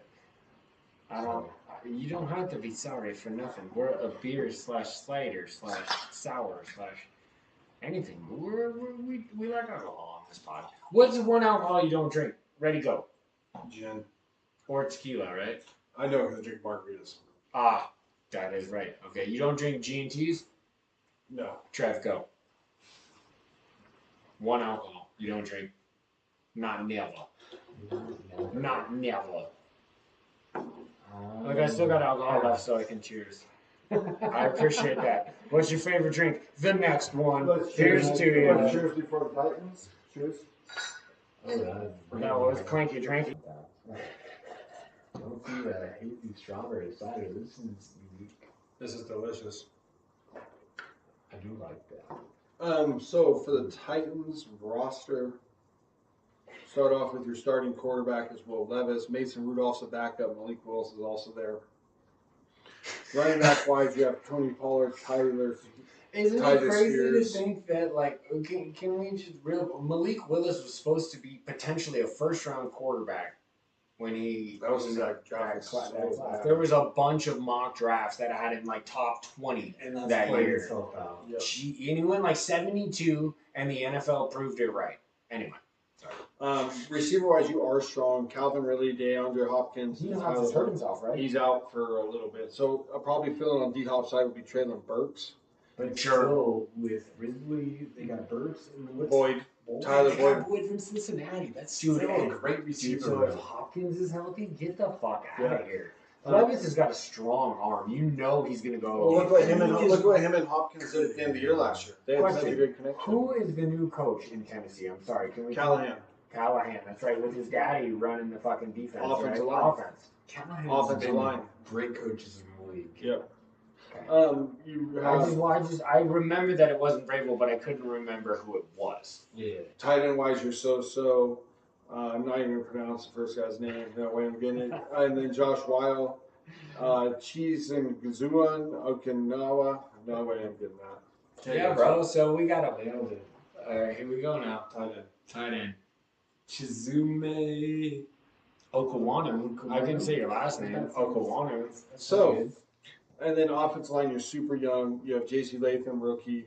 You have Peter Zaronsky. Which second you year. guys were high on, but a lot of pundits questioned. I liked him at right tackle. He's starting at left tackle. Zaronsky was the guy that drafted last year. That's right, out of Northwestern, right? And then you got other guys. You got Lloyd Kushberry at center, Dylan Radnitz, who's like. So we're He's at a- looking at some potential really good prospects. I They might don't not know, meld man. this year. Like this is an That's- offensive line that could take hold. I think you're right side. I think like you got a lot of good prospects on the offensive line. Levis's play is the determining factor in how Tennessee. I shows also up think that this back season. if that backfield pairs up, and then we're about to get to it with Tajay and Pollard, I just think that could be. I know you're low, Downey. I Way low. know you're low. Way low. But those Phoenix is good. receivers, though. The receivers are good. Running back room is piss poor. But Um, Man. Oh. Oh, piss With Spears. poor. Pollard's fake. Oh man, Sebastian Joseph Day On one end, Tavon Sweat starting. Day is older. Joseph Day is a little older, but still a great player. Which I thought Sweat was a reach when I took him. I can't disagree. Jeffrey Simmons, Stud, Arden absolute Key. animal. He's the best one. Arden Key is He's so. still a good player. But he's a better rotational. He's not a Sure. Yeah, no, I agree. He can only be out there for 30 plays versus 50 or 60. So that's what and then you got Kenneth Murray and Jack Gibbons. So you're. I don't dislike that either. And then your back end, you got. They just signed who's huge. and some Seahawks. Chidoe Azua, Jamal Adams, Quandre Diggs, and Amari Hooker. Yeah. So back in Jamal Adams can't play coverage. Well, no, Not one They little should bit. they should list him at linebacker. They should, but he's not. Because that's why he didn't resign with the Seahawks. And we're like, we'll bring you back a linebacker. And that's what he should be. Yes. After somebody who has watched, I was super intrigued with his play on the Jets. And his first year in Seattle, without like the tape on him in that uniform, was electric. Well, you just can't put him in coverage. Which is a liability. He's either got a Well, you blitz cannot- or he's a run stopper. You That's can't it. have a liability at safety No. when it comes That's to why coverage. That's why he's gonna be. If you miss tackles, okay, we'll live with that. You do not give up that 30-yard behind the back streak. You don't fucking give that up. You are a safety, strong or free. I don't give a fuck. Yeah, he doesn't. Jamal, like, I tried to pull for you. I wanted it to work. Like, it could have, because it's not to say that Pete. Yeah, I don't. I wasn't a really big fan of him, so. I just, man. Anyway, I don't like the- Quandre. I understand why we cut Quandre for his salary at the safety position. We got value in the safety position. We signed 2 safeties for the one contract that we cut Quandre for. Brain fart real quick. Who did Quandre sign with? He just signed with the Titans, right there. That's what I'm saying. So he's going to pair, out there. So I don't. He's a great player. He has okay. Like sometimes he blows some coverages. He's not Earl Thomas. Okay, like I know. Peak Earl was like the hands down dopest dope I've ever smoked, bro. He shut down. 30 yards isn't happening. You can have 20 and under. Welcome to the LOB, baby. God damn, I miss you, EG3. God damn. Anyway, that's fandom right there. And that kind of leaked out. Well, let's get into our fandom. Since I think a lot of us will be video game-esque, I will start off. Go. I got a PS5, like we've talked about. Right? All of us now. I PS5 owners. will be getting the Dynasty at some point, but I've been playing a ton of Dragon Ball Z Xenoverse 2 with my son Grayson. We both play like on the same tag, so he's always on my tag. So if you see me on, sometimes it's not. Sometimes boy. But yeah, we've been playing hella DBZ. We each have a couple characters. We've each beat the game, and then we're each playing as another character, just trying to. Because when you do your first character, you usually fuck something up, and you don't do something right. 1,000,000%. Yeah. So we're each working on like a second character. It's fun because like we each watch a ton of DBZ. We just finished Super, and we watched the Brawley movie afterwards. So it's been. Are you trying to tell me that you did? Oh, dude, I watch hella X-Men. Come on, hella X-Men. I will be seeing this. So Trev, why don't you start with your fandom? Yeah, I saw, Wolverine Deadpool last week. That was a chaos tornado of violence and comedy. Story, not so much, but I mean, going into it, I kind of expected that, and it satisfied what I thought it would be. Good time. I also wanted to give a quick shout out to our dynasty, the Balls&Brews dynasty that we got going on. We got a user game coming up next week. Couple of them. Me and Kyle play. That's right. Kyle's the only other guy on Dynasty that I know has been streaming. I dropped in on one of his streams just to check that out. Love it. Is it just because you guys are in the same division, or did you set up a user game? Division. I didn't. The only game that I added in the schedule was between users that didn't have a user game, because most of us played in the division of somebody else. So I'm sure we'll both probably be streaming that soon. Chuck's got a game coming up. I think you have actually one game in between. No, it's my bye, and then I play FAU. I'm pretty sure you have one. Who's game FAU? before you play FAU. DP is FAU. Sparks Ridge Wolf Right. on his gamer tag. Let's go. I'm Coming interested. up quick though. I love it. You guys. I'm hoping you Chuck, gotta will get you that going, send me a- Chuck. So will you you send can me a get those friend Union invite? streams. I Because know. otherwise, I think right now it's just me and Kyle. Send me a fucking friend invite. Okay, There you go. fine. Look, the fact of the matter But is, trying to be far Nintendo.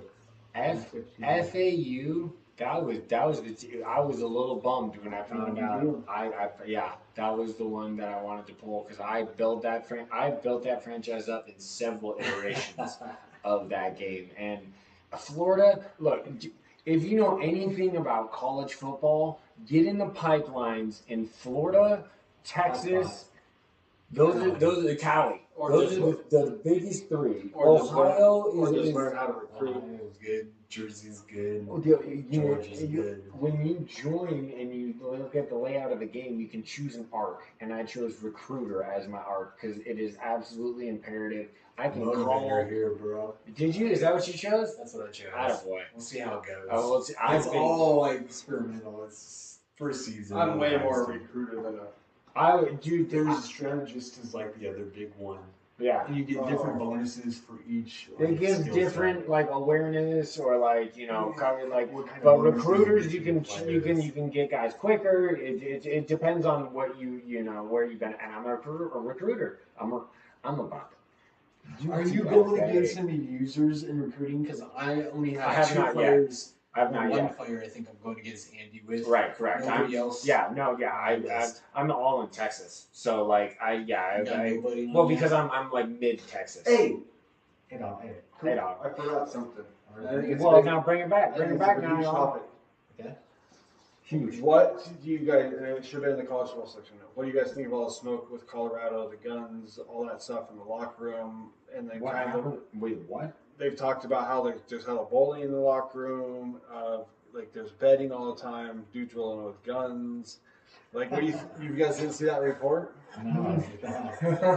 So Deion Sanders is just letting. And did you see him? Did Did you see? the locker room? Did or you see what? his latest? I His haven't seen his anything Colorado. about Colorado. Dude, his Colorado thing. He shuts two reporters down like this, like just kind of berates them.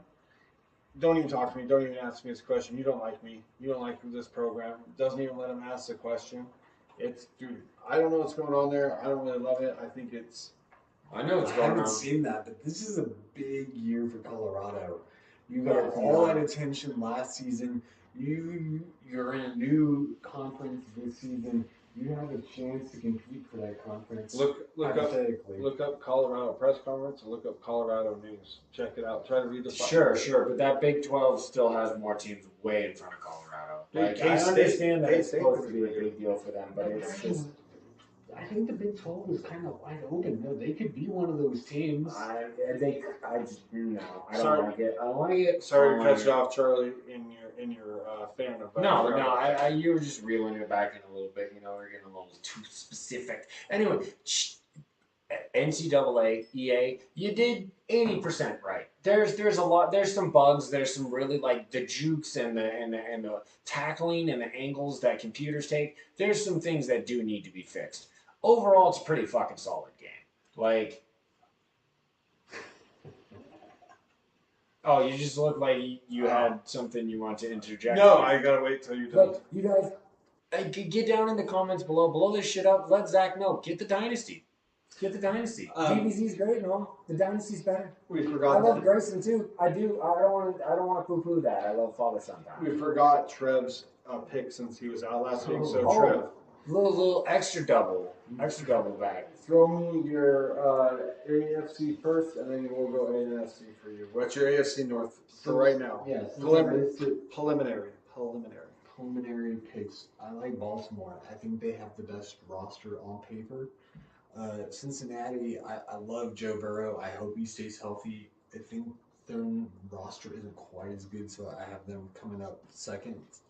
And then the Browns and the Steelers, like both of these teams, they could be good, and they also could not be. That's how we did it too. So I don't know. Like I'm not really feeling one of those teams is really that strong in that conference outside those top two. I probably lean Steelers just because of their history with success. Tomlin's been great. They get those wins, and the Browns have traditionally been bad. They have a great roster. Deshaun Watson's still that huge question mark. It's so boomer bust again with them. Who's your NFC North picks? Preliminary picks. So NFC North, this division, man, I might cause a ruckus, but How's it? Call the motherfucking ruckus. I agree with. I think you guys had a consensus on this division. We did. Lions, Packers, Bears, Vikings. Correct. Yeah. And that sounds so smart. But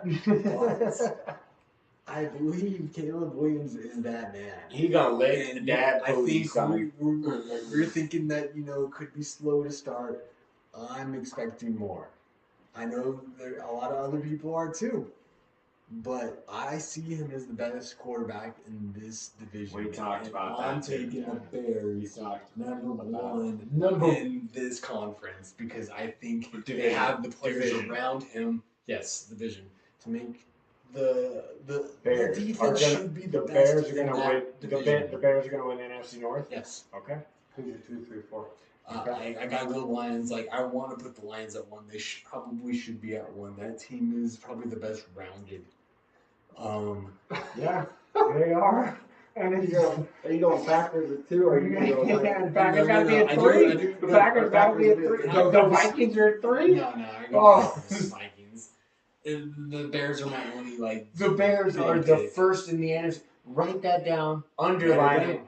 Write it in bold. I almost went Packers at 1. I mean, if I believe Williams Well, they have one more is division. CJ Stroud, and if he's that man, this is what's gonna happen. Okay. I appreciate your conviction. I cannot agree or stand behind that, as I do think. Because I think Jordan. I don't Love's a even better think the quarterback. Bears sniff number 2. They're 3 or 4. I agree. Like, I don't think if I think Caleb Williams is that guy, and you Hey. have the 3 best receivers, sometimes you gotta take a swing. Sometimes you gotta take a swing. who has better three receivers? Addison, Jefferson, Hawkinson technically is a receiver, but those 3 are well above Jones, Allen, and Komet. Well, you got more. So I'm sorry, Jones. I meant Moore. That's what I said. Jones. Jones is demon. Moore is what I meant. Yeah, they just re-signed him. Yeah. DJ Moore's a fucking hoss, by the way. I'm so sorry. Like, goddamn, I forgot about Justin Jefferson. See, I at least threw him in this mix. I think those guys are really good. I still like Chicago's wide receivers. I can't disagree with you. Allen isn't on the field all the time. I've drafted him in like 7 out of my 10 years of fantasy. But you know Odunze. And we we know all- Odunze is that guy. Johnny's got He is crazy. that guy. we all know how I feel More about alone, dude. Just His route running, Dunze's route running, if they can, yeah, it's true. If Williams, We all know how I feel about the Packers pass catchers from 2 tight ends and like 5 different. We did, wide yeah, no, receivers. they have a lot of potential playmakers in Yes. GB too, for sure. Packers have the most potential. They're the younger. Probably the youngest team in that conference or division. Top to bottom, yeah, no, absolutely. But being that young team, it's also a big question mark. I feel like. We only got 1 division left or 2. Two.